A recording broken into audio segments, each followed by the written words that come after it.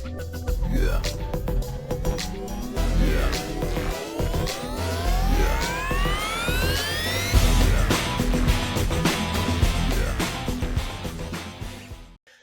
How's it going, everybody? Welcome to another piece of the Cornerman with Ryan the Mighty Quinn and Ruthless Elle Wagman, fresh off your 5th victory in a row, correct? Yes, sir. All right, 5-0. How's it going? Congratulations again. Thank you. Yeah, it's going good. I feel great. My fight was like a minute and 40 seconds. You can never complain about that. So not sore, not beat up. Yeah, you get right back to it. Just other than like whenever I fought, I always had I couldn't sleep that night. The adrenaline, whether it was a minute or 15 minutes, like I just couldn't sleep that night. I'm sure that's like probably the recovery you're coming over. Oh, absolutely. Yeah. Yeah. Yeah, I never sleep. Fight night, we went out to eat. I ordered a ridiculous amount of food, ate 3 bites of it, was Yep. full. Came back to the hotel, watched my fight 370 times. Yeah. Whenever I would always get like this crazy ass cheeseburger after my fights, and like you, I've had like maybe a quarter or maybe a half of it, and then get crazy heartburn for the next 6 or 7 hours. Right? Yeah. Yeah. No. Never eat as much as I think I'm going to. Yeah, it is true what they say that your eyes are bigger than your mouth. Like that, I would just order the craziest shit and just. But actually, I got something to show you. I know that we spoke about you and your Mandalorian helmet. I got here, an old school official Boba Fett toy. Now, That's why is awesome. this a big deal? I saw this actually. There's a really really cool comic book shop that you guys might want to check out if you're Star Wars fans. I don't know if you're Marvel fans as well, but Oh yeah, it's absolutely. right by us and it's amazing. So this is rare because the old Star Wars toys, they had the red lightsaber, and after like a year or two, I think of these, they changed them all to green. So if you get a box with the red lightsaber, there's some rarity to it. Pretty That's badass. So cool. yeah, I had to pick that up. It was only like $15 at the spot. I tell you, Tate's Comic Books. But Tate's com- yeah, definitely. Okay. Yeah. Um, all right, so we'll get back to fight talk. So you're 5-0. You, like Grant, we were talking yesterday, just moved over to American Top Team. How many months you been there? Three-ish. We 3. moved. I flew down on Valentine's Day. So Oh, okay. Nice. So you moved and basically went right into camp almost. That's crazy. yeah. Cool. That's awesome though. And who you training with? Give us some names. So I train with Elise Anderson a lot. She actually fought the same day as me. She got a first round submission as well. So that was awesome to watch. So we did a lot of our camp together. Kayla Rocco, I train with her a ton. We also have a girl who has yet to even have an amateur fight, Jordana Metamoros, but she's an amazing wrestler. She's a 105er as well. And then I train with Asia Cortez a lot too. Isis Verbeek. I have so many different styles, even just Yeah. in my weight class. It's awesome. Yeah, no, it really is awesome. And you know, you touched on something there about when you won the same night as your teammate. Now, that is so cool. Like because it's a team sport, but it's not. And to be able to share that together is really special. People don't realize. We got a glimpse of it with I forget her first name, McKenna and Patty Pimblett. Like they were kind of celebrating after the fight in London. Oh Um, yeah.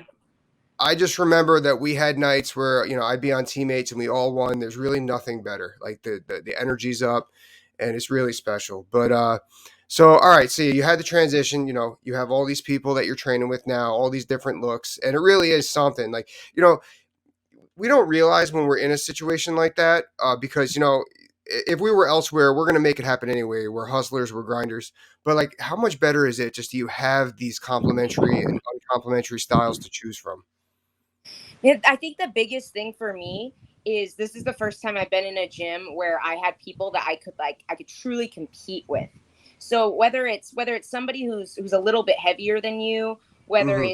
it's someone whether it's training with guys, it's never realistic because it's never my 100% against their 100%. It's never Right, true competition.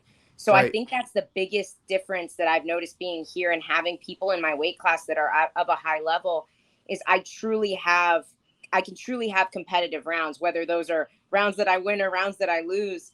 And I have so many different styles as well. Like I feel very confident going into a major promotion now, knowing that if I fight a specialist, I've got somebody that can emulate that person who is actually in my weight class. Like K Rock has fantastic boxing and she's super well rounded. Elise has amazing jujitsu.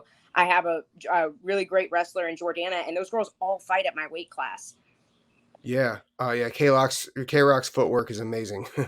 I remember I used to move with her. I used to have to like hold her against the fence by her shoulders. But no, and you said it, just like all these different looks. And on top of it, like with the coaches, a much different coaching aspect. So who are the coaches you've been working under? So Tiago Alves is my head coach. Mhm. And then I've been kind of working with everybody too. Like I really I can't say that I haven't like anybody hasn't really helped me out. I did a lot of striking with Cattell and Makaho.